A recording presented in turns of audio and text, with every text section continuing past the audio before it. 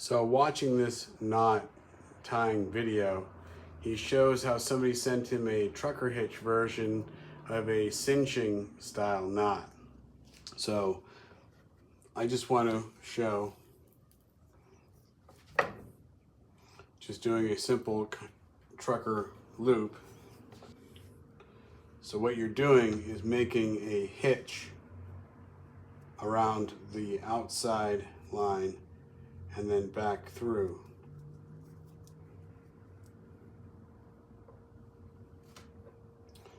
So your line goes around the outside, comes through in between the loop. So you have a tail but then you can still pull and cinch the line and it will hold. Bring in Ginger. Excuse me.